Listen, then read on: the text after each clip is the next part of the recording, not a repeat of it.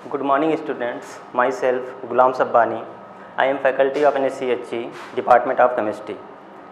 I teach here chemistry. ठीक है।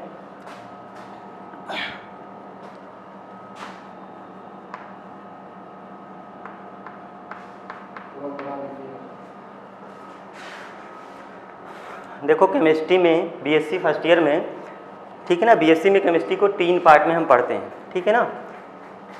Paper first,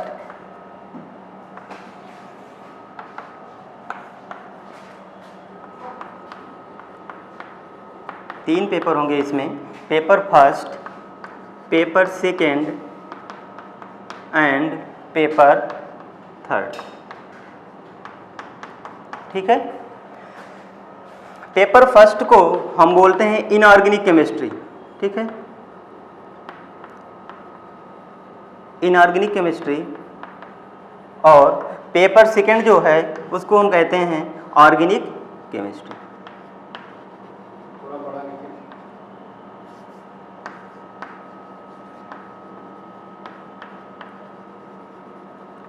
organic chemistry. और जो थर्ड पेपर है आपका वो है फिजिकल केमिस्ट्री,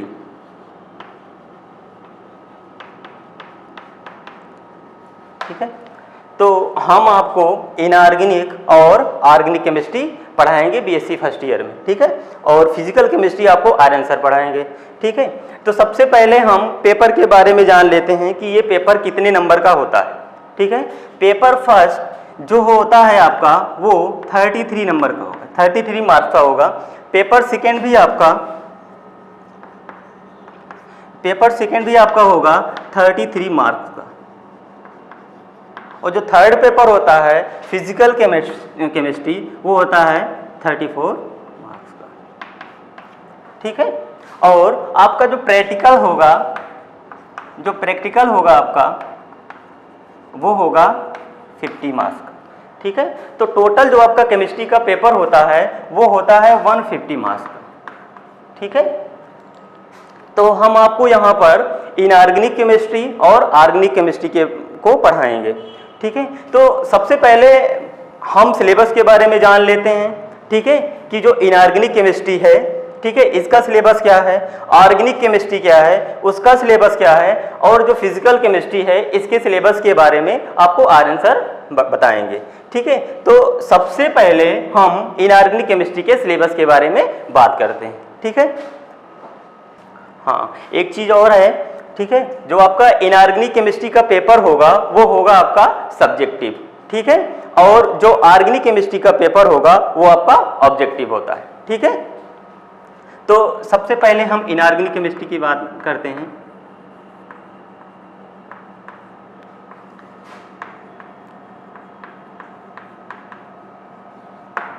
ठीक है, इनऑर्गेनिक केमिस्ट्री का जो सिलेबस है इसको 4 यूनिट में आपको डिवाइड किया गया है, ठीक है। Unit first,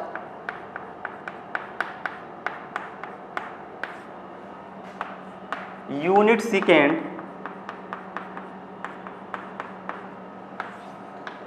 unit third and unit 4, ठीक है। फर्स्ट यूनिट में हम कौन कौन से चैप्टर पढ़ेंगे उसके बारे में बात करते हैं। तो सबसे पहला जो चैप्टर है फर्स्ट यूनिट में वो है आपका एटॉमिक स्ट्रक्चर,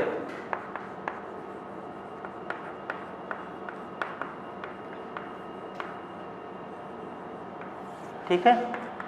जो आपका फर्स्ट चैप्टर है वो है आपका एटॉमिक स्ट्रक्चर। एटॉमिक स्ट्रक्चर आप लोग 11th में भी पढ़े होंगे। इसके अंदर हम लोग क्या क्या पढ़ेंगे इसके बारे में हम बात करते हैं, ठीक है। तो एटॉमिक स्ट्रक्चर जो है इसके बाद इसमें सबसे पहले हम क्या पढ़ेंगे और क्या क्या यहाँ इसमें पढ़ना है। तो आपने पढ़ा होगा डी ब्रॉगली इक्वेशन ना, डी ब्रॉगली इक्वेशन इसमें हम पढ़ेंगे, ठीक है। हाइजेनबर्ग प्रिंसिपल पढ़ेंगे इसमें हम। उसके बाद श्रोडिंगर वेव इक्वेशन इसी में पढ़ेंगे, और साई स्क्वायर वेव फंक्शन क्या होता है इसके बारे में पढ़ेंगे। रेडियल और एंगुलर फंक्शन क्या होता है इसके बारे में पढ़ेंगे हम। उसके बाद फिर हम ऑर्बिटल्स के बारे में पढ़ेंगे कि ऑर्बिटल जो आपके एसपीडीएफ हैं इनकी शेप क्या होती है, इसके बारे में हम बात करेंगे। उसके बाद फिर हम क्वांटम नंबर की बात करेंगे। ठीक है, क्वांटम नंबर भी आप लोग अभी 11th में ही पढ़े होंगे। क्वांटम नंबर 4 टाइप के होते हैं, principal quantum number, azimuthal quantum number, magnetic quantum number ना, स्पिन क्वांटम नंबर, इन सब की बात करेंगे। उसके बाद फिर हम पाउली प्रिंसिपल के बारे में बात करेंगे, हुन रूल के बारे में बात करेंगे, आपबाउ प्रिंसिपल के बारे में बात करेंगे। फिर इनका इलेक्ट्रॉनिक कन्फिगरेशन सारे एलिमेंट का हम पढ़ेंगे इसी में, और ये चैप्टर आपका खत्म होगा। ठीक है, उसके बाद फिर दूसरा जो चैप्टर आएगा आपका वो होगा आपका पीरियाडिक प्रॉपर्टी। ठीक है, पीरियाडिक प्रॉपर्टी हम पढ़ेंगे। पीरियाडिक प्रॉपर्टी में हम पढ़ेंगे एटॉमिक रेडियाई क्या होता है, आयनिक रेडियाई क्या होता है। ठीक है, इन सब के बारे में हम बात करेंगे, इनका पीरियाडिक टेबल में ट्रेंड्स भी देखेंगे। उसके बाद हम आयनाइजेशन एनर्जी के बारे में बात करेंगे, इलेक्ट्रॉन एफिनिटी के बारे में बात करेंगे, इलेक्ट्रोनेगेटिविटी के बारे में बात करेंगे, और इनके सारे प्रिंसिपल और रूल्स के बारे में हम इसमें पढ़ेंगे। ठीक है, तो ये हो गया आपका पीरियाडिक प्रॉपर्टीज। ठीक है, तो ये जो फर्स्ट यूनिट है इसमें हम दो चीजें पढ़ेंगे आपका। तो ये हो गया आपका यूनिट फर्स्ट का सिलेबस। ठीक है, उसके बाद हम यूनिट सेकेंड में क्या पढ़ेंगे। ठीक है, यूनिट सेकेंड में हम पढ़ेंगे केमिकल बॉन्डिंग। इसमें हम पढ़ेंगे केमिकल बॉन्डिंग। ठीक है, केमिकल बॉन्डिंग में इसमें सबसे पहले हम कोवैलेंट बॉन्ड के बारे में बात करेंगे।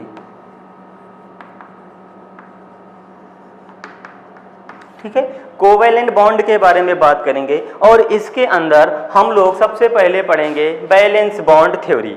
ठीक है, बैलेंस बॉन्ड थ्योरी पढ़ेंगे। उसके बाद फिर क्या करेंगे हम इसमें हाइब्रिडाइजेशन की भी बात हम इसी करेंगे, टाइप्स ऑफ हाइब्रिडाइजेशन, कितने टाइप्स के हाइब्रिडाइजेशन होते हैं।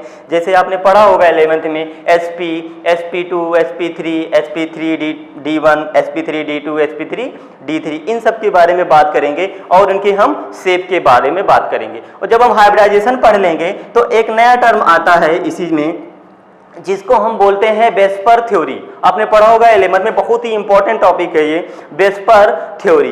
बेस्पर थ्योरी को हम क्या कहते हैं, balance electron pair repulsion theory. ठीक है ना, इसको पढ़ेंगे। इसके अंदर हम ये होता क्या है, इसकी लिमिटेशंस क्या है, ठीक है, इन सब के बारे में हम यहाँ पे बात करेंगे। ठीक है, ठीक है, उसके बाद हम इसमें पढ़ेंगे आयनिक सॉलिड भी, हम इसमें न्यू टर्म है आयनिक सॉलिड।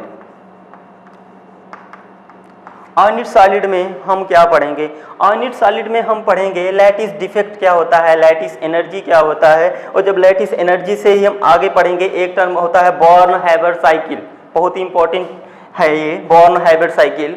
ठीक है ना, इसको पढ़ेंगे। उसके बाद हम इसी में पढ़ेंगे सेमीकंडक्टर, टाइप्स ऑफ सेमीकंडक्टर। ठीक है ना, P type semiconductor, N type semiconductor, इन सब की बात करेंगे। उसके बाद फिर हम इसी में पढ़ेंगे डिफेक्ट ना, डिफेक्ट पढ़ेंगे, मीन्स फ्रैंकल डिफेक्ट क्या होता है, शॉर्ट की डिफेक्ट क्या होता है, इन सब के बारे में हम बात करेंगे। ठीक है, उसके बाद फिर हम आगे पढ़ेंगे इसमें बैंड थ्योरी। ठीक है ना, बैंड थ्योरी को हम पढ़ेंगे, और बैंड थ्योरी को पढ़ने के बाद ये आयनिक सॉलिड आपका एंड होगा। उसके बाद लास्ट में आपका होगा वीक इंटरेक्शन, सी पार्ट जो होगा इसमें वीक इंटरेक्शन, वीक इंटरेक्शन। ठीक है ना, वीक इंटरेक्शन, इसमें हम लोग क्या पढ़ेंगे, इसमें हम पढ़ेंगे हाइड्रोजन बॉन्डिंग के बारे में ना। इसमें आपने पढ़ा होगा 11th-12th में या उससे पहले भी क्लासेस में कि हाइड्रोजन बॉन्डिंग, तो हाइड्रोजन बॉन्डिंग क्या होती है इसके बारे में हम यहाँ पे बात करेंगे। और हाइड्रोजन बॉन्डिंग पढ़ने के बाद हम पढ़ेंगे इसमें वंडरवाल, ठीक ना, फोर्सेस के बारे में। वंडरवाल फोर्सेस के बारे में पढ़ने के बाद ये आपकी सेकेंड यूनिट यहाँ पे खत्म होती है। इसके बाद हम लोग थर्ड यूनिट पे पढ़ेंगे, थर्ड यूनिट पे आ जाएंगे। थर्ड यूनिट में हम क्या पढ़ेंगे उसके बारे में हम बात करते हैं। तो थर्ड यूनिट में सबसे पहले हम पढ़ेंगे S block element, S block element. ठीक है, हम एस ब्लॉक एलिमेंट के बारे में यहां पढ़ेंगे। आपने पढ़ा होगा, 11th में भी पढ़ा होगा और 12th में भी पढ़ा होगा। ठीक है ना, एस ब्लॉक एलिमेंट के बारे में हम पढ़ेंगे, इनका इलेक्ट्रॉनिक कॉन्फ़िगरेशन करेंगे, इनके एलिमेंट्स के बारे में पढ़ेंगे। ठीक है ना, और इनको कितने डिवाइड किया गया, कितने ग्रुप में। ठीक है ना, तो आपने पढ़ा होगा इनको ग्रुप 2 में डिवाइड किया गया, फर्स्ट ग्रुप एलिमेंट और सेकेंड ग्रुप के एलिमेंट। ठीक है ना, फर्स्ट वाले को क्या बोलते हैं, एल्कली, और सेकेंड वाले को क्या बोलते हैं, एल्कलाइन अर्थ मेटल। ठीक है, उसके बाद हम पढ़ेंगे इनकी प्रॉपर्टीज के बारे में। ठीक है, इनकी प्रॉपर्टीज के बारे में पढ़ेंगे, इनकी फिजिकल प्रॉपर्टी क्या होती है, इनका केमिकल प्रॉपर्टी क्या होता है, मींस इनका हाइड्राइड के साथ क्या रिएक्टिविटी होगी। ठीक है, हैलोजन के साथ क्या होगी, ऑक्साइड के साथ क्या होगी, इन सब की बात हम करेंगे यहाँ पे। उसके बाद फिर आ जाएंगे इसके एप्लीकेशन पे। तो इसका एप्लीकेशन बहुत ही इंपॉर्टेंट होता है बीएससी फर्स्ट ईयर में, बार बार क्वेश्चन आता है कि एल्कली एल्कलाइड जैसे सोडियम है, पोटेशियम है, इनका बायो सिस्टम में क्या यूजेस हैं। बायो सिस्टम में हम पढ़ेंगे एस ब्लॉक एलिमेंट के यूजेस के बारे में, बायो सिस्टम एप्लीकेशन पढ़ेंगे इसका हम बायो सिस्टम में। ठीक है, उसके बाद फिर हम लास्ट में आ जाएंगे यूनिट 4 में। जो आपकी यूनिट 4 हो है वो है आपका, सॉरी, यूनिट 3 में एक और टर्म है आपका chemistry of novel gases. Chemistry of novel gases. ठीक है ना, केमिस्ट्री ऑफ नोवेल गैसेस। तो आपको पता होगा नोवेल गैसेस क्या होती हैं। ग्रुप 18 के जो एलिमेंट्स होते हैं उन्हीं को हम नोवेल गैस बोलते हैं। ठीक है ना, जैसे आपका क्या होगा, हीलियम, नियान, आर्गन, क्रिप्टॉन, जिनान, रेडान, ये सब क्या है आपके नोवेल गैसेस। तो सबसे पहले हम एलिमेंट्स के बारे में इसमें पढ़ेंगे, उसके बाद इनका हम इलेक्ट्रॉनिक कॉन्फ़िगरेशन करेंगे, उसके बाद इसका पीरियोडिक टेबल में हम ट्रेंड्स देखेंगे। उसके बाद फिर क्या आ जाएंगे, इसके हम इसमें जो जीनान है, तो जीनान ही एक ऐसा कंपाउंड जो रिएक्टिव होता है। तो जीनान के बारे में हम यहाँ पे बात करेंगे कि जीनान जो कंपाउंड है उनका हम प्रिपरेशन कैसे करेंगे। ठीक है ना, उनकी प्रॉपर्टीज, उनकी केमिकल प्रॉपर्टीज क्या है। ठीक है ना, उसकी बॉन्डिंग और स्ट्रक्चर के बारे में हम यहाँ पे बात करेंगे, किसके, जीनान के। ठीक है, उसके बाद आपका आ जाएगा लास्ट यूनिट जो है यूनिट 4। ठीक है, तो यूनिट 4 में आपको हम लोग पढ़ेंगे P block elements. P block elements.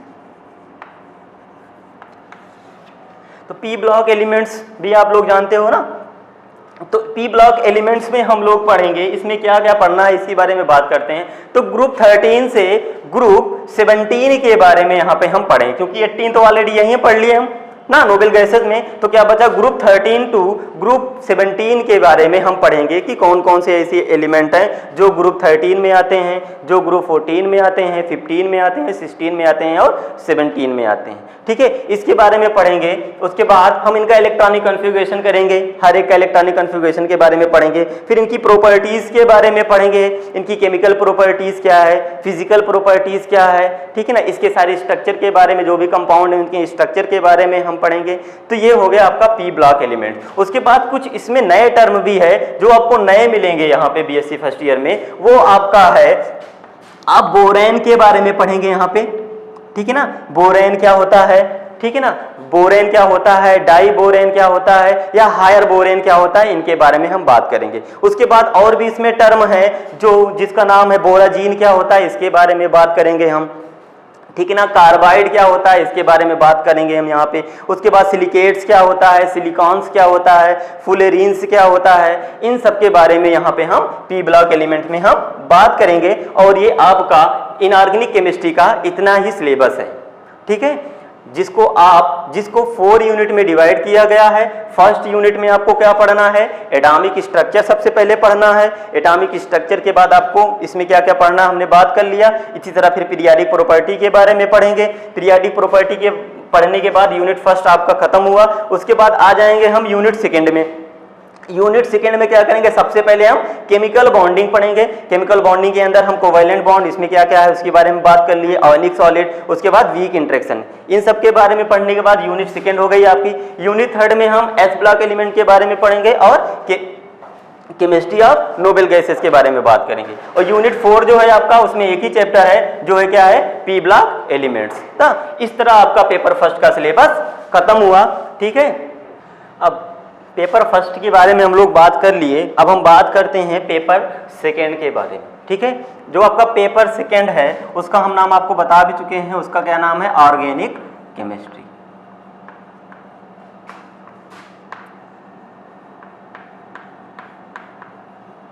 ठीक है, हम ऑर्गेनिक केमिस्ट्री के बारे में इसमें बात करेंगे।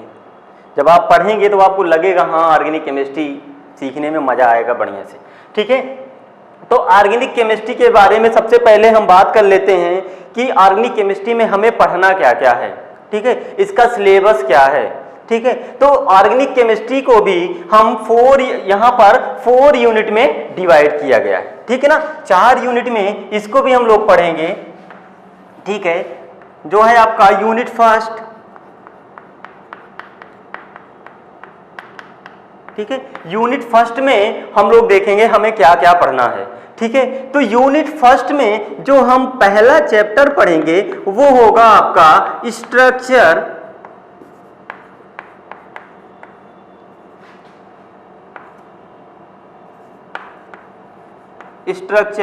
And bonding. ठीक है, स्ट्रक्चर एंड बॉन्डिंग। हम इसमें आपको बहुत सी चीजें सिखाएंगे, एकदम बेसिक्स चीजें सिखाएंगे। ठीक है, स्ट्रक्चर एंड बॉन्डिंग में। ठीक है, इस चैप्टर को पढ़ने के बाद आगे के जो चैप्टर होंगे आपको बहुत ही इजी लगने लगेंगे। ठीक है, मगर इसको आपको बहुत ही आराम से और मेहनत करके पढ़ना है। ठीक है, तो स्ट्रक्चर एंड बॉन्डिंग में हम लोग क्या क्या बात करेंगे। हम लोग सबसे पहले इसमें पढ़ेंगे कि बॉन्ड हाइब्रिडाइजेशन क्या होता है। ठीक है, ऑर्गेनिक केमिस्ट्री में भी हम लोग क्या पढ़ेंगे, हाइब्रिडाइजेशन क्या होता है, कितने टाइप्स के ऑर्गेनिक केमिस्ट्री में हमें हाइब्रिडाइजेशन पढ़ना है। ठीक है, तो इसमें हम आपको सिर्फ यही बताएंगे हाइब्रिडाइजेशन, डिफिनीशन और उसके बाद टाइप्स बताएंगे sp, sp2 और sp3। इन्हीं तीनों की हम यहाँ पे बात करना है। और हम आपको यहाँ पे ट्रिकली भी सिखा देंगे कि कोई भी स्ट्रक्चर होगा, कोई भी कंपाउंड होगा, उसका हर एक पर्टिकुलर एटम का, एलिमेंट का हम हाइब्रिडाइजेशन कैसे निकालेंगे। ठीक है, आप तुरंत सीख जाओगे। तो सबसे पहले हम इसमें हाइब्रिडाइजेशन के बारे में बात करेंगे। जब हाइब्रिडाइजेशन खत्म होगा उसके बाद हम बात करेंगे बॉन्ड एनर्जी क्या होती है। ठीक है, मतलब 2 एलिमेंट हैं, 2 एटम एक दूसरे से लगे हुए हैं, उनके बीच की बॉन्ड की एनर्जी क्या होगी, उनके बीच की बॉन्ड की लेंथ क्या होगी। ठीक है, बॉन्ड की स्ट्रेंथ क्या होगी, इन सब की बारे में हम यहाँ पे बात करेंगे। ठीक है, उसके बाद जो इसमें मेन, सबसे मेन जो टॉपिक आ जाता है वो आ जाते हैं आपको एकदम बिल्कुल बेसिक्स कि रेजोनेंस क्या होता है। ठीक है, रेजोनेंस के बारे में हम डीपली पढ़ेंगे, रेजोनेंस क्या होता है, उसका एप्लीकेशन क्या है, और इससे ढेर सारे क्वेश्चन भी हम लोग सॉल्व करेंगे। क्योंकि जो ऑर्गेनिक पेपर होता है ये होता है ऑब्जेक्टिव। ठीक है, तो इसमें आपको कोई भी ऐसा टर्म जो है आपको सिलेक्ट करके छोड़ना, मतलब सिलेक्टिव नहीं पढ़ना है, आपको सारा हर पूरा सिलेबस पढ़ना है, डिटेल में पढ़ना है। तो ऑब्जेक्टिव में कहीं से भी क्वेश्चन आ सकता है, तो पूरा सिलेबस को आपको डिटेल में पढ़ना पड़ेगा, तभी आप क्वेश्चन अटेम्प्ट कर पाएंगे सारे के सारे। तो रेजोनेंस के बारे में पढ़ेंगे और रेजोनेंस का एप्लीकेशन क्या होता है ना, इसके बारे में बात करेंगे। मतलब एसिडिटी के साथ इसका जैसे रिएक्टिविटी के बारे में बात करेंगे इसी में, एप्लीकेशन में हम ना एसिडिटी, बेसिसिटी, इन सब के बारे में यहाँ पे हम बात करेंगे। ठीक है, उसके बाद जो नेक्स्ट टर्म आएगा वो आएगा आपका हाइपर कॉन्जुगेशन। ठीक है, हम पढ़ेंगे हाइपर कॉन्जुगेशन। हाइपर कॉन्जुगेशन क्या होता है, ये सारे टर्म आप लोग सुने होंगे, 11th-12th में आपने पढ़ा होगा। ठीक है ना, रेजोनेंस पढ़ेंगे, हाइपर कॉन्जुगेशन पढ़ेंगे, और हाइपर कॉन्जुगेशन पढ़ने के बाद उसके एप्लीकेशन पढ़ेंगे और उससे भी क्वेश्चन सॉल्व करेंगे। उसके बाद हम लास्ट में पढ़ेंगे इसमें इंडक्टिव इफेक्ट। इन तीनों इफेक्ट को पढ़ने के बाद ये आपका स्ट्रक्चर एंड बॉन्डिंग चैप्टर खत्म हुआ। देखने में तो बस ऐसे लग रहा है स्ट्रक्चर एंड बॉन्डिंग पर थोड़ा सा होगा, मगर जब पढ़ेंगे इसको काफी डिटेल में, बहुत लेंथी चैप्टर है ना। रेजोनेंस है तो रेजोनेंस से बहुत टाइम लगेगा पढ़ने में, 2-4 दिन तो रेजोनेंस में ही लग जाएगा। ठीक है ना, इसी तरह हाइपर कॉन्जुगेशन में भी 2-3 दिन लग जाएगा, इंडक्टिव इफेक्ट में भी ऐसे लगेगा। ठीक है, उसके बाद इससे सारे हम क्वेश्चन कर लेंगे। तो स्ट्रक्चर एंड बॉन्डिंग के बाद जो सेकेंड चैप्टर आएगा आपका, वो आएगा आपका, हाँ फर्स्ट चैप्टर हम पढ़ लिए, सेकेंड चैप्टर हम पढ़ेंगे मैकेनिज्म ऑफ ऑर्गेनिक रिएक्शन। ऊपर वाले चैप्टर को जब हम पढ़ लेंगे अच्छे से तो ये जो नीचे का चैप्टर है ये बहुत ही इजी हो जाएगा, ठीक है ना। तो मैकेनिज्म ऑफ ऑर्गेनिक रिएक्शन में हम क्या पढ़ेंगे, इसके बारे में बात करेंगे हम। एरो नोटेशन के बारे में हम बात करेंगे कि इलेक्ट्रॉन का मूवमेंट, अगर एरो इधर घुमाना है, इधर घुमाना है, इससे क्या मीनिंग होगा, क्यों एरो हम इधर को घुमा रहे हैं या एरो इधर को घुमा रहे हैं, बॉन्ड को कैसे क्लीवेज करेंगे, इन सब के बारे में हम यहाँ पे बात करेंगे ना। डबल हेलिकल एरो क्या होती है, इन सब के बारे में यहाँ पे हम बात करेंगे। तो इसमें हम क्या पढ़ेंगे, सबसे पहले पढ़ेंगे बॉन्ड क्लीवेज के बारे में। बॉन्ड क्लीवेज क्या होता है, बॉन्ड फ्यूजन क्या होता है। तो बॉन्ड क्लीवेज दो तरह का होता है, आपको पता होगा क्या होता है, होमोलिटिक ना, होमोलिटिक बॉन्ड क्लीवेज और हेट्रोलिटिक बॉन्ड क्लीवेज ना। अगर रेडिकल में ब्रेक हो रहा है, जैसे कोई भी बॉन्ड है ना, अगर ये रेडिकल में ब्रेक हो रहा है तो इसको क्या बोलोगे, होमोलिटिक बॉन्ड क्लीवेज। अगर यही बॉन्ड आपका पूरी तरह से ट्रांसफर हो रहा है, मतलब जो इलेक्ट्रॉन दोनों हैं, ये बॉन्ड है, इसमें दो इलेक्ट्रॉन की शेयरिंग हुई, अगर दोनों इलेक्ट्रॉन किसी एक साइड ना अगर ट्रांसफर हो जा रहे हैं तो क्या कहे, तो यहां से जो बॉन्ड दो पोल क्रिएट होंगे, पॉजिटिव और निगेटिव। तो यहां इसको हम बोलेंगे, इस तरह का जो बॉन्ड का क्लीवेज होगा इसको हम बोलते हैं हेट्रोलिटिक बॉन्ड क्लीवेज। तो हेट्रोलिटिक जब भी बॉन्ड क्लीवेज होगा तो एक पे पार्शियली, एक पे पॉजिटिव चार्ज और दूसरे पे कैसा चार्ज आएगा, निगेटिवली चार्ज। तो बॉन्ड क्लीवेज पढ़ने के बाद हम पढ़ेंगे टाइप्स ऑफ रीजेंट, ठीक है। Types of reagent, types of reagent में क्या पढ़ेंगे हम, इलेक्ट्रोफाइल क्या होता है ना, इलेक्ट्रोफाइल क्या होता है, इसकी एप्लीकेशन सारे ढेर सारे पढ़ेंगे हम। इलेक्ट्रोफाइल क्या होता है, न्यूक्लियोफाइल क्या होता है, इन सब के बारे में हम बात करेंगे। इन सब के बारे में बात करने के बाद हम पढ़ेंगे टाइप्स ऑफ ऑर्गेनिक रिएक्शन, ठीक है। क्या पढ़ेंगे हम, types of organic reaction. Types of organic reaction में हम कुछ रिएक्शन के टाइप्स यहां पे पढ़ेंगे, जैसे एडिशन रिएक्शन क्या होती है, ठीक है ना। जैसे आपकी एडिशन रिएक्शन क्या होती है, लिख देता हूं मैं, जैसे आपकी एडिशन रिएक्शन क्या होती है ना, सब्स्टिट्यूशन रिएक्शन क्या होती है, एलिमिनेशन रिएक्शन क्या होती है, रीअरेंजमेंट क्या होता है, इन सब के बारे में हम बात करेंगे। जैसे रिएक्शन का नाम दे देते एडिशन रिएक्शन ना, कैसी रिएक्शन, इलेक्ट्रोफिलिक एडिशन रिएक्शन है या न्यूक्लियोफिलिक एडिशन रिएक्शन है, इलेक्ट्रोफिलिक सब्स्टिट्यूशन रिएक्शन है या न्यूक्लियोफिलिक सब्स्टिट्यूशन रिएक्शन है। एलिमिनेशन रिएक्शन को हम क्या पढ़ेंगे, E1 और E2 के बारे में यहाँ पे हम बात करेंगे। उसके बाद हम लास्ट में पढ़ेंगे रीअरेंजमेंट, ठीक है ना। तो टाइप्स ऑफ ऑर्गेनिक रिएक्शन की भी इसी में हम बात करेंगे। उसके बाद जो सबसे मेन, सबसे ज्यादा इंपॉर्टेंट जो चीज है वो इसमें पढ़ेंगे इंटरमीडिएट के बारे में, ठीक है। इंटरमीडिएट के बारे में, यह इंटरमीडिएट होता क्या है ना, इसके बारे में बात करेंगे।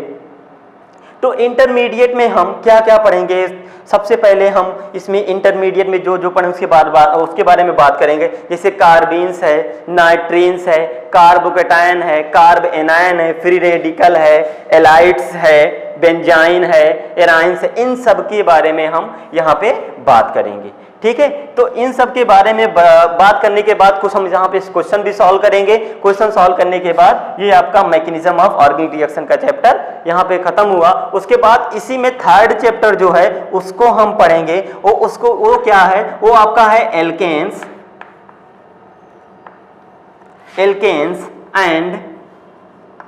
And cyclo alkanes,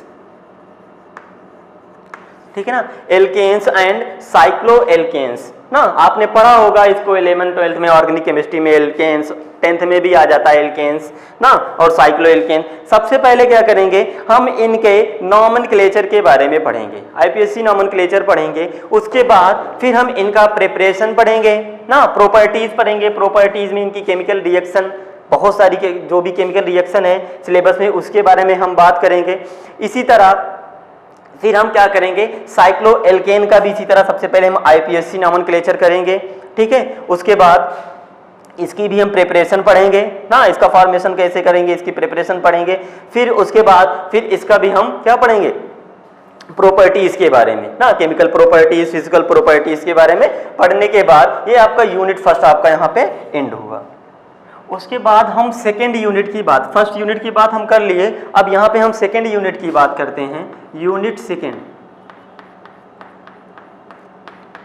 unit second में हमें क्या क्या पढ़ना है इसके बारे में हम बात करते हैं यहाँ पे।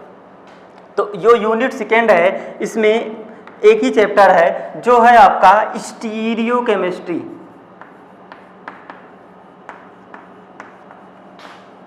स्टीरियो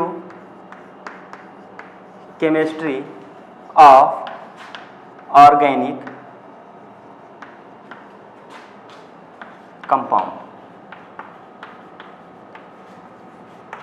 ठीक है, stereo chemistry of organic compounds. ठीक है, इसके बारे में हम बात करेंगे, ये बहुत ही लेंदी यूनिट है।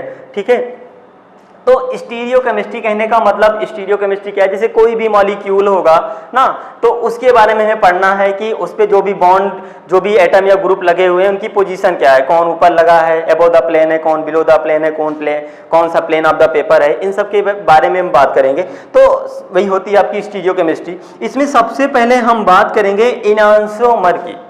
ठीक है, इनांसोमर क्या होता है इसके बारे में हम यहाँ पे बात करेंगे, उसके टाइप्स के बारे में इनांसोमर के बारे में बात करेंगे। ठीक है, आइसोमेरिज्म एक टर्म है यहाँ पे जो बहुत ही इंपॉर्टेंट है, तो आइसोमेरिज्म पढ़ेंगे, आइसोमेरिज्म के टाइप्स क्या हैं उसके बारे में हम बात करेंगे। ठीक है, आपने पढ़ा होगा आइसोमेरिज्म क्या होता है, 10th 11th में 12th में भी पढ़ा होगा आपने। आइसोमेरिज्म क्या होता है उसके बारे में बात करेंगे, उसके हम टाइप्स के बारे में बात करेंगे। उसके बाद फिर हम यहाँ पे बात करेंगे व्हाट इज कायरल, कायरल क्या होता है ना, स्टीरियोजेनिक सेंटर मतलब कायरल क्या होता है, ए कायरल क्या होता है, इसके बारे में बात करेंगे। ठीक है, इसको पढ़ने के बाद फिर हम यहाँ पे आ जाएंगे, नेक्स्ट टर्म पे आ जाएंगे जिसको आप बोलते हो डाइस्टीरियोमर ना। इनांसोमर पढ़ने के बाद हम पढ़ेंगे डाइस्टीरियोमर। डाइस्टीरियोमर में हम पढ़ेंगे इरिथ्रो क्या होता है, थ्रियो क्या होता है, इन सब के बारे में बात करेंगे। उसके बाद फिर हम आ जाएंगे मीजो कंपाउंड। ठीक है ना, मीजो कंपाउंड पढ़ने से पहले हम थोड़ा सिमेट्री के बारे में बात करेंगे। ठीक है ना, सिमेट्री क्या होती है, प्लेन ऑफ सिमेट्री क्या होती है, एक्सिस ऑफ सिमेट्री क्या होती है, सेंटर ऑफ सिमेट्री क्या होती है, इन सब के बारे में बात करने के बाद हम मीजो कंपाउंड के बारे में बात करेंगे। और जब मीजो कंपाउंड पढ़ लेंगे तो उसके बाद फिर हम आ जाएंगे कन्फॉर्मेशन पे और कॉन्फ़िगरेशन पे। ठीक है, तो सबसे पहले हम बात करते हैं कन्फॉर्मेशन। कन्फॉर्मेशन में हम क्या क्या पढ़ेंगे, इसी चैप्टर के अंदर है। ठीक है, कॉन्फॉर्मेशन में क्या पढ़ेंगे, कॉन्फॉर्मेशन में हम लोग पढ़ेंगे फिशर प्रोजेक्शन फार्मूला। ठीक है ना, वेज डैश रिप्रेजेंटेशन, साहार्स और न्यूमैन, इन चारों के बारे में हम बात करेंगे। उसके बाद साइक्लोहेक्सेन का हम कॉन्फॉर्मेशन पढ़ेंगे, साइक्लोहेक्सेन का और एथेन का और एन-ब्यूटेन का, यही हमारे सिलेबस में है। वैसे होता तो बहुत है मगर हमारे सिलेबस में इतना ही है फर्स्ट ईयर में, तो इनके बारे में बात करेंगे। और जब साइक्लोहेक्सेन के बारे में हम कन्फॉर्मेशन पढ़ेंगे तो उसमें दो टर्म आएंगे, एक्सियल बॉन्ड और इक्वेटोरियल बॉन्ड, इन सब के बारे में बात करेंगे। इन सब के बारे में बात करने के बाद आपका कॉन्फ़िगरेशन यहाँ पे खत्म हुआ। उसके बाद फिर आ जाएगा कॉन्फ़िगरेशन। ठीक है ना, कॉन्फ़िगरेशन के बारे में बात करेंगे और इसी में हम लोग पढ़ेंगे डी और एल क्या होता है, डी एल कैसे हम फाइंड आउट करेंगे, आर एस हम कैसे फाइंड आउट करेंगे। ठीक है ना, इन सब के बारे में बात करेंगे। उसके बाद कॉन्फ़िगरेशन के बारे में हम बात करेंगे। तो उसके कॉन्फ़िगरेशन के बारे में बात करने के बाद फिर हम पढ़ेंगे यहाँ पे आपका ज्योमेट्रिकल आइसोमेरिज्म ना। ज्योमेट्रिकल आइसोमेरिज्म क्या होता है, बहुत ही इंपॉर्टेंट है। ज्योमेट्रिकल आइसोमेरिज्म से बार बार कई ढेर सारे क्वेश्चन आते हैं ऑब्जेक्टिव में, कम से कम 6, 7, 8 क्वेश्चन तो आ ही जाते हैं। तो ज्योमेट्रिकल आइसोमेरिज्म में हम पढ़ेंगे ना, इसमें क्या पढ़ना है हमें, ई और जेड क्या होता है, सिन एंटी क्या होता है, सिस ट्रांस क्या होता है, इन सब के बारे में पढ़ने के बाद हम इससे ढेर सारे क्वेश्चन को सॉल्व करेंगे। और लास्ट में हम पढ़ेंगे एपीमर क्या होता है, एनोमर क्या होता है। इन सब के बारे में पढ़ने के बाद आपका स्टीरियो केमिस्ट्री का चैप्टर यहाँ पे एंड होता है। ठीक है, उसके बाद हम आते हैं यूनिट 3 पे। यूनिट 3 में हम क्या पढ़ेंगे इसके बारे में बात करते हैं। ठीक है, यूनिट 3 में हम पढ़ेंगे जो चैप्टर है आपका वो है एल्कीन्स।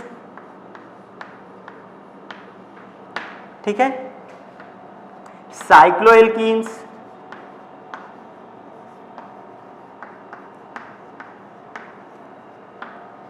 एल्कीन्स, साइक्लोएल्कीन्स, डाइईन्स और एल्काइंस। ठीक है। जो आपका यूनिट थर्ड का जो चैप्टर है, थोड़ा बड़ा चैप्टर है ये, एल्कीन्स, साइक्लोएल्कीन्स, डाइईन्स और एल्काइंस, ठीक है। एग्जाम्पल हम बता दें आपका एल्कीन का, for example carbon carbon multiple bond, ठीक है ना। साइक्लोएल्कीन्स, कोई साइकिल हो, मान लो ये 6 मेंबर की रिंग है, इसमें कहीं डबल बॉन्ड हो, ठीक है ना। डाइईन्स ना 2 डबल बॉन्ड अल्टरनेट पोजीशन पे, ठीक है। एल्काइंस मींस कार्बन और कार्बन के बीच में ट्रिपल बॉन्ड, ठीक है। तो इन सब के बारे में यहाँ हम बात करेंगे। सबसे पहले हम एक एक का आईपीएससी नॉमेनक्लेचर करेंगे, क्लासिफिकेशन करेंगे एल्कीन्स का ना, उसके बाद उसके सारे के सारे हम आईपीएससी नॉमेनक्लेचर पढ़ेंगे। आईपीएससी नॉमेनक्लेचर पढ़ने के बाद फिर हम आ जाएंगे इनका प्रिपरेशन पढ़ेंगे। प्रिपरेशन पढ़ने के बाद इनकी केमिकल प्रॉपर्टीज के बारे में पढ़ेंगे, ठीक है। स्ट्रक्चर एंड बॉन्डिंग, हाइब्रिडाइजेशन, हर चीज इसका हम एल्कीन्स के बारे में सारा डिटेल में पढ़ेंगे। उसके बाद इसी तरह हम साइक्लो एल्कीन्स के में भी हम पढ़ेंगे, प्रिपरेशन पढ़ेंगे, इनका फॉर्मेशन कैसे होता है, इनका केमिकल प्रॉपर्टीज क्या है, फिजिकल प्रॉपर्टीज क्या है, इन सब के बारे में बात करेंगे। इसी तरह हम डाइईन्स में भी पढ़ेंगे, आईपीएससी नॉमेनक्लेचर पढ़ेंगे। इसका सबसे पहले नॉमेनक्लेचर करेंगे, इनको क्लासीफाई करेंगे, उसके बाद फिर इसका प्रिपरेशन पढ़ेंगे, उसके बाद इसके हम केमिकल प्रॉपर्टीज पढ़ेंगे, फिजिकल प्रॉपर्टीज पढ़ेंगे ना। इसी तरह फिर एल्काइंस होगा, एल्काइंस को हम सबसे पहले इसमें भी क्या करेंगे, हम सबसे पहले आईपीएससी नॉमेनक्लेचर करेंगे इसका, उसके बाद इनको क्लासीफाई करेंगे, उसके बाद नेक्स्ट में हम क्या करेंगे, इनका हम प्रिपरेशन पढ़ेंगे ना। प्रिपरेशन पढ़ने के बाद केमिकल प्रॉपर्टीज और फिजिकल प्रॉपर्टीज पढ़ने के बाद आपका यूनिट थर्ड का ये जो चैप्टर है ये खत्म होता है। और यूनिट थर्ड में आपका एक ही चैप्टर है, ठीक है। उसके बाद हम बात करते हैं यूनिट 4 की। उसके बाद हम लोग पढ़ेंगे लास्ट यूनिट, ठीक है ना, यूनिट 4,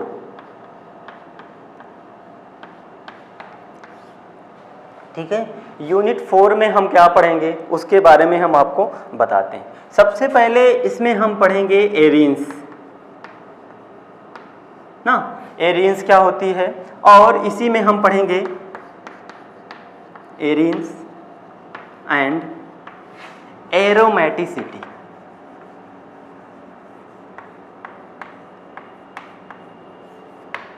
बहुत ही इंपॉर्टेंट चैप्टर है ये, एरीन्स एंड एरोमेटिसिटी।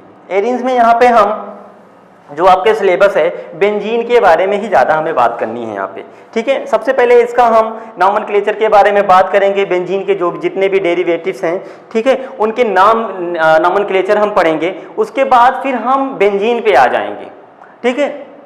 बेंजीन पे जब आएंगे तो बेंजीन के हम स्ट्रक्चर के बारे में बात करेंगे, बेंजीन का केकुलर स्ट्रक्चर क्या होता है ना, इसके बारे में बात करेंगे। देवार रेजोनेंस ना स्ट्रक्चर क्या होता है, इसके बारे में यहाँ पे हम बात करेंगे, ठीक है। उसके बाद हम बेंजीन के प्रिपरेशन पे आ जाएंगे, बेंजीन का प्रिपरेशन पढ़ेंगे हम, बेंजीन को कैसे हम फॉर्म करेंगे इसके बारे में बात करेंगे। उसके बाद फिर इसकी हम केमिकल प्रॉपर्टीज के बारे में आ जाएंगे और फिजिकल प्रॉपर्टीज के बारे में आ जाएंगे। तो इसकी जो केमिकल प्रॉपर्टीज है वो बहुत ही इंपॉर्टेंट है, ठीक है। यहाँ से भी क्वेश्चन बार बार आते हैं ना, जैसे आपने पढ़ा होगा 12th में पढ़ा होगा कि व्हाट इज नाइट्रेशन क्या होता है ना, नाइट्रेशन क्या होता है, सल्फोनेशन क्या होता है ना, हैलोजिनेशन क्या होता है, फ्रीडल क्राफ्ट, एल्काइलेशन क्या होता है, फ्रीडल क्राफ्ट, एसाइलेशन क्या होता है, इन सब के बारे में हम बात करेंगे। और जो बेंजीन होता है मैं आपको थोड़ा सा यहाँ बता देता हूँ, बेंजीन जो होता है आपका ये बेंजीन का स्ट्रक्चर है,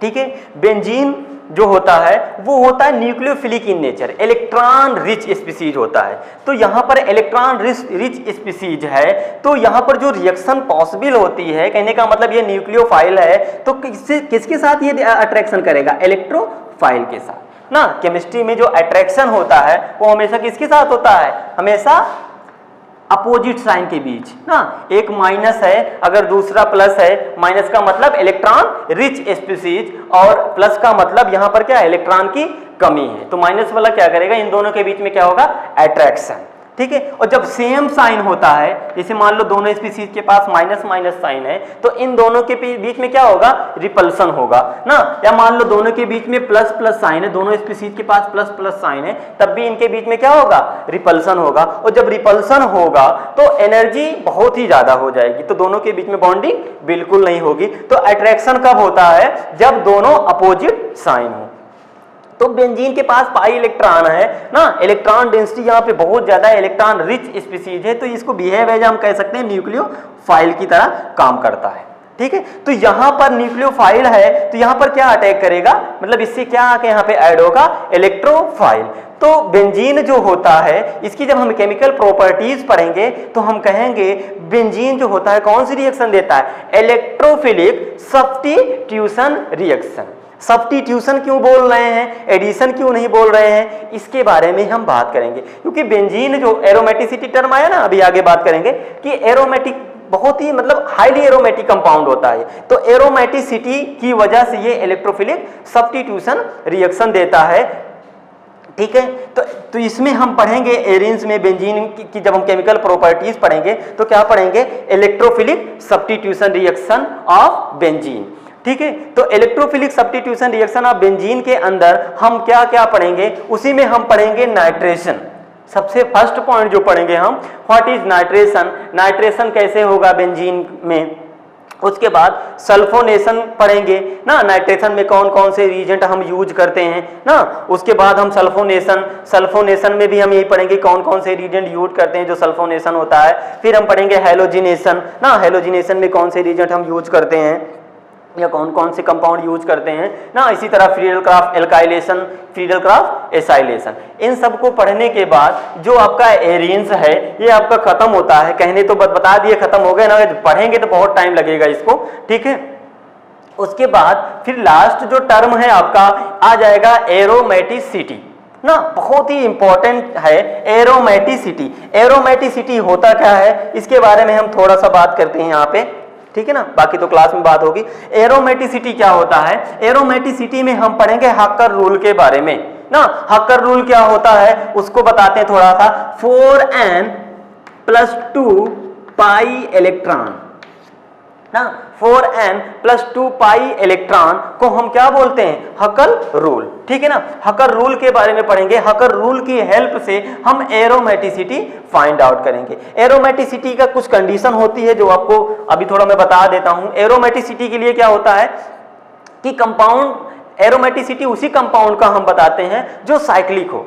ठीक है ना, साइक्लिक हो मॉलिक्यूल और प्लेनर हो और उसमें कॉन्जुगेशन हो ना, रेजोनेंस हो, अल्टरनेट पोजीशन पे आपका अल्टरनेट पोजीशन पे पाई बॉन्ड मिल जाए, या आपका नेगेटिव चार्ज हो या पॉजिटिव चार्ज हो। ठीक है ना, तो ऐसे कंपाउंड होने चाहिए एरोमेटिसिटी को फाइंड आउट करने के लिए। तो एरोमेटिसिटी को फाइंड आउट करने के लिए हमें हकर रूल आना चाहिए, और हकर रूल क्या होता है 4n+2 पाई इलेक्ट्रॉन। यहाँ पे जब हम सॉल्व करते हैं तो n = अगर आपका 0 1 2 3 4 5 ना ऐसे आ रहा है तो हम बोल देते हैं वो कंपाउंड एरोमेटिक होगा। अगर वही वैल्यू आपकी फ्रैक्शन में आ रही है तो उसी को क्या बोलते हैं, एरोमेटिक नहीं है, वो एंटी एरोमेटिक हो सकता है। तो एंटी एरोमेटिसिटी के लिए हम रूल देखेंगे 4n पाई इलेक्ट्रॉन से हम अगर सॉल्व करेंगे, अगर वहां पर n = 0 1 2 3 4 आ रहा है तो क्या बोलेंगे, एंटी एरोमेटिक कंपाउंड। ठीक है, तो यूनिट 4 में ये जो पहला चैप्टर है ये आपका क्या है, एरिन्स एंड एरोमेटिसिटी। उसके बाद जो आपका दूसरा चैप्टर है ये आपका अभी नया पढ़ा होगा, आपने 12th में पढ़ा होगा फर्स्ट चैप्टर। हाँ, 12th में पढ़ा होगा फर्स्ट चैप्टर वो क्या है आपका, एल्किल हैलाइड्स ना एंड एरिल हैलाइड्स। अभी आपने 12th में ही पढ़ा होगा इसको। ठीक है ना, फर्स्ट चैप्टर आपकी केमिस्ट्री में alkyl halides and aryl halides. तो इसमें भी सबसे पहले क्या पढ़ेंगे, इसका हम क्लासिफिकेशन करेंगे। ठीक है ना, इसके नॉमेनक्लेचर के बारे में बात करेंगे। नॉमेनक्लेचर पढ़ने के बाद इसका प्रिपरेशन पढ़ेंगे। प्रिपरेशन पढ़ने के बाद इसकी केमिकल प्रॉपर्टीज के बारे में बात करेंगे। इसमें कुछ चीजें बहुत ही इंपॉर्टेंट है जो आपने पढ़ा होगा ना, कुछ रिएक्शन है जैसे आपने पढ़ा होगा nucleophilic substitution reaction, types of nucleophilic substitution reaction. 12th में आपने पढ़ा होगा, हर एक पेपर में एक क्वेश्चन आता ही है यहाँ से न्यूक्लियोफिलिक सब्स्टिट्यूशन रिएक्शन से जिसको आप, तो आपने पढ़ा होगा 12th में ना न्यूक्लियोफिलिक सब्स्टिट्यूशन रिएक्शन ना। न्यूक्लियोफिलिक सब्स्टिट्यूशन रिएक्शन क्या होता है आपने अभी पढ़ा है, यहाँ पे भी हम डिटेल में पढ़ेंगे न्यूक्लियोफिलिक सब्स्टिट्यूशन रिएक्शन, और इससे ढेर सारे एग्जाम्पल भी हम लोग करेंगे, ठीक है। तो आपके 12th में बोर्ड का जो पेपर होता है उसमें एक क्वेश्चन तो यहाँ से आता ही आता है न्यूक्लियोफिलिक सब्स्टिट्यूशन रिएक्शन से। तो न्यूक्लियोफिलिक सब्स्टिट्यूशन रिएक्शन आपने पढ़ा होगा SN1 और SN2 ना, ये क्या होता है SN1 और SN2 ना। Unimolecular nucleophilic substitution reaction, by molecular nucleophilic substitution reaction ना, इनके बारे में बात करेंगे ना। हम कहते हैं इसमें SN1 रिएक्शन में क्या होता है, इंटरमीडिएट क्या बनता है, यहाँ पे कार्बोकेटाइन का फॉर्मेशन होता है ना, और इसमें क्या होता है, रिटेंशन इन कन्फिगरेशन होता है ना। रिटेंशन इन कन्फिगरेशन क्या होता है, इन सब के बारे में हम स्टीरियोकेमिस्ट्री में बात करेंगे। SN2 रिएक्शन में क्या होता है, यहाँ पर कोई भी इंटरमीडिएट का फॉर्मेशन नहीं होता है, यहाँ पर क्या होता है, ट्रांजिशन स्टेट बनती है, और ट्रांजिशन स्टेट बनने की वजह से यहाँ पर जो न्यूक्लियोफाइल होता है वो कहाँ अटैक करता है ना, बैक साइड ना। इसके लिए आपने ऑर्डर पढ़ा होगा 3 डिग्री 2 डिग्री 1 डिग्री ना, इसके लिए क्या पढ़ा होगा 1 डिग्री 2 डिग्री 3 डिग्री। ये 3 डिग्री 2 डिग्री 1 डिग्री यहाँ ऐसा ही क्यों होता है ना, यहाँ पर 1 डिग्री 2 डिग्री 3 डिग्री का ऑर्डर ऐसा क्यों होता है, इन सब के बारे में हम डिटेल में बात करेंगे, और बहुत ही ईजी है ये सब चीजें, ठीक है। तो यहाँ पर क्या होता है, ये बैक साइड अटैक होता है। बैक साइड अटैक होने की वजह से ना बल्कियर ग्रुप नहीं होने चाहिए वहां पे, ठीक है। अभी हम थोड़ा सा जल्दी जल्दी बता दे रहे हैं, ठीक है। बैक साइड अटैक होने की वजह से यहाँ पर प्राइमरी सबसे ज्यादा होता है, रिएक्टिव होता है, उसके बाद सेकेंडरी, देन टर्सरी, ठीक है। तो यहाँ पर हम SN1 SN2 रिएक्शन के बारे में बात कर लेंगे। उसके बाद यहाँ पर हम पढ़ेंगे एलिमिनेशन के बारे में भी पढ़ेंगे यहाँ पे, ठीक है। एलिमिनेशन के बारे में यहाँ पे पढ़ेंगे। आपने पढ़ा होगा सेट-जेफ क्या होता है ना, सेट-जेफ के बारे में पढ़ेंगे आप ना, सेट-जेफ रूल क्या होता है ना, इसके बारे में पढ़ेंगे हम। उसके बाद हाफ मैन क्या होता है, इसके बारे में भी हम यहाँ पर बात करेंगे, ठीक है ना। सब्स्टिट्यूटेड एल्कीन क्या होती, मोर सब्स्टिट्यूटेड एल्कीन क्या होती है ना, लेस सब्स्टिट्यूटेड एल्कीन क्या होती है, इन सब के बारे में हम यहाँ पे बात करेंगे, और इनकी एल्कीन्स की स्टेबिलिटी के बारे में हम बात करेंगे। इसी तरह फिर हम पढ़ेंगे एरिल हैलाइड, ठीक है। एरिल हैलाइड को भी हम क्लासीफाई करेंगे सबसे पहले, उसके बाद फिर इनका नोमेनक्लेचर के बारे में बात करेंगे। नोमेनक्लेचर पढ़ने के बाद हम इनका प्रिपरेशन पढ़ेंगे। प्रिपरेशन पढ़ने के बाद इनकी हम केमिकल प्रॉपर्टीज के बारे में बात करेंगे। केमिकल प्रॉपर्टीज पढ़ने के बाद फिजिकल प्रॉपर्टीज भी कुछ पढ़ेंगे हम इसमें। फिजिकल प्रॉपर्टीज पढ़ने के बाद हम पढ़ेंगे इसमें BSc क्या होता है ना, DDT क्या होता है, 2-3 टर्म है। इन टर्म को पढ़ने के बाद आपका ऑर्गेनिक केमिस्ट्री का जो सिलेबस है आपका इतना ही है, ठीक है। ऑर्गेनिक केमिस्ट्री हमने आपको बताया, इसको भी 4 यूनिट में डिवाइड किया गया है। यूनिट फर्स्ट, यूनिट सेकेंड और यूनिट